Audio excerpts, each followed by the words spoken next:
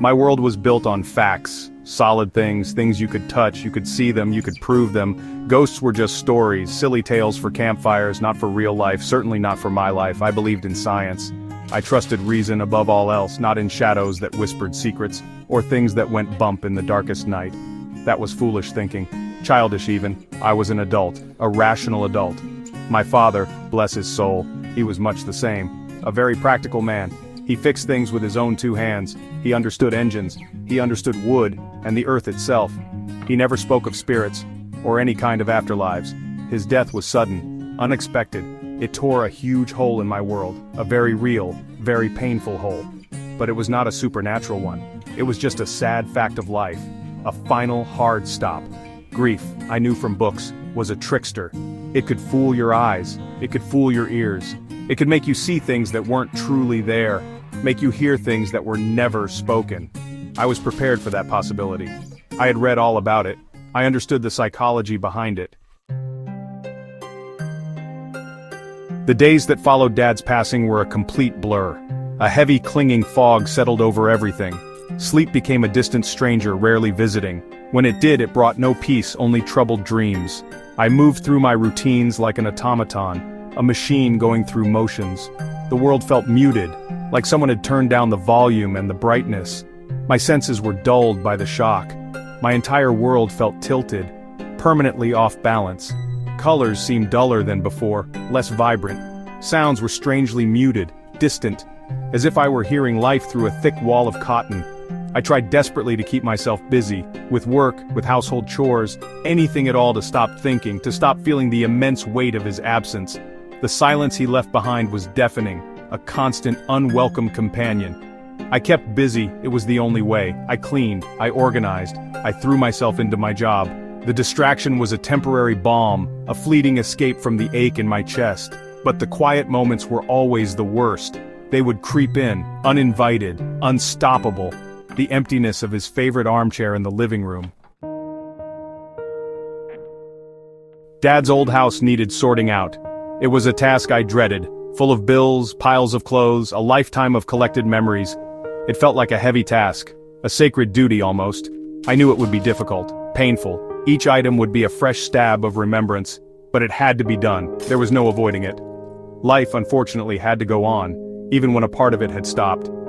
I decided to go alone one evening. As the sun began to set, the streetlights outside hummed their familiar low song. The house stood dark against the twilight sky, silent. It seemed to be holding its breath, waiting.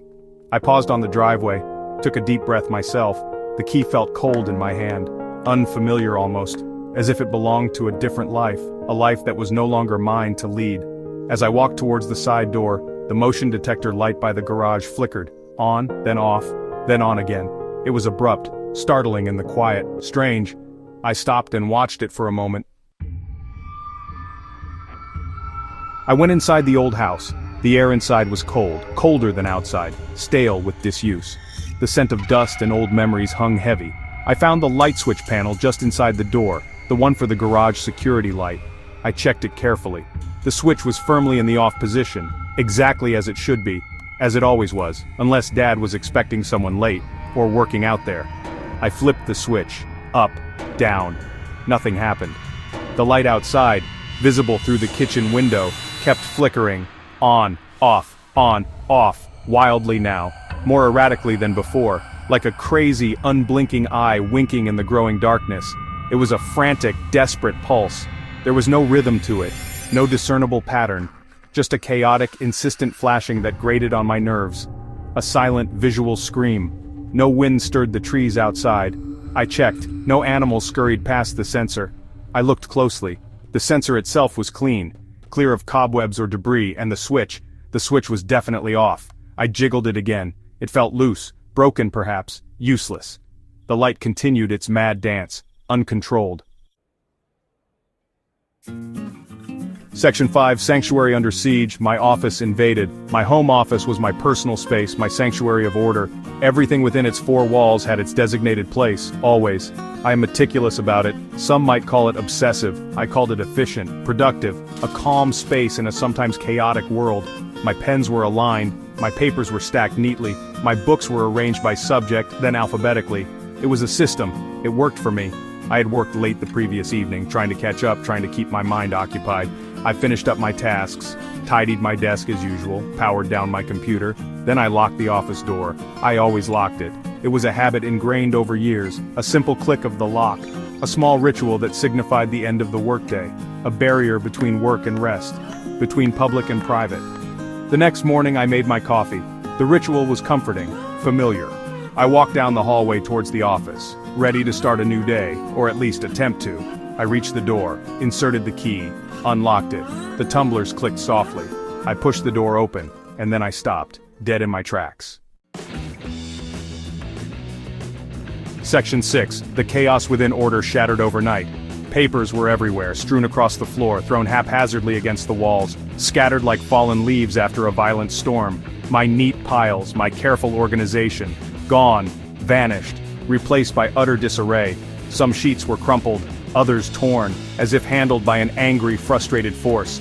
It was a scene of pure, unadulterated chaos, a deliberate desecration of my order. Pens and pencils, once neatly arranged in their holder, now rolled loosely on the floor. Books had been pulled from the shelves. Some lay splayed open, their spines broken. Others were heaped in untidy piles. Desk drawers hung open, their contents spilled, emptied onto the carpet. It was not just a mess. This was different. This felt personal, malicious almost. Someone, or something, had done this, with intent. My heart pounded in my chest, a frantic drumbeat against my ribs. Fear arrived, cold, sharp.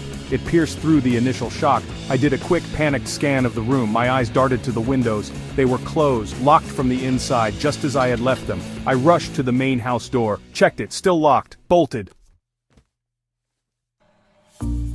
Section 7. The lost connection, an Earbud's chilling message.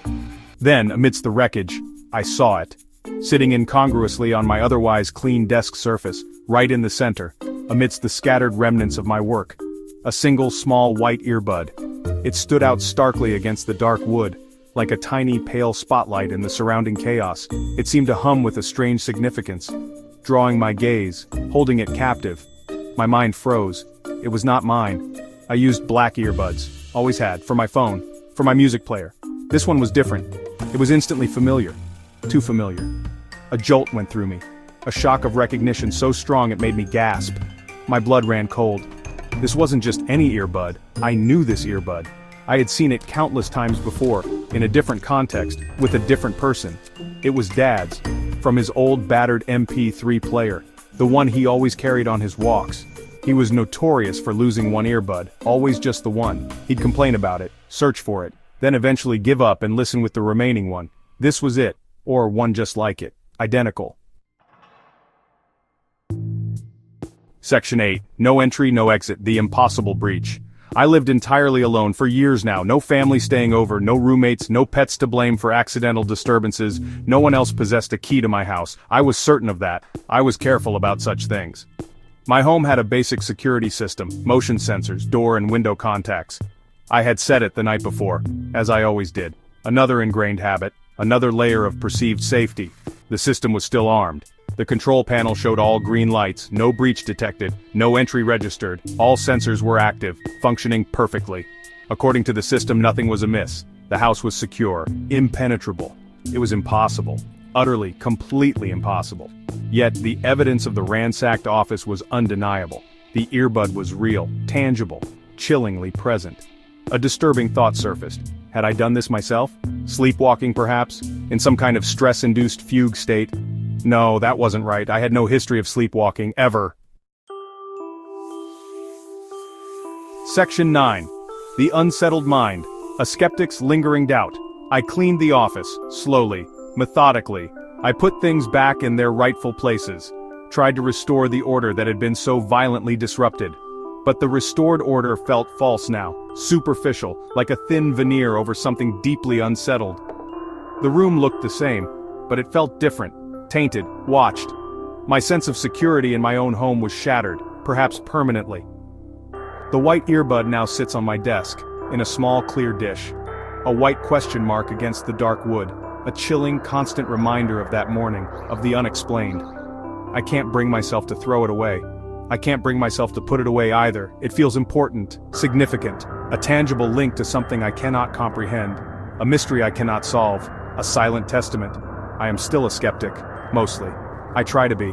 My mind still searches for logical causes, for rational explanations for the lights, for the office, for the earbud.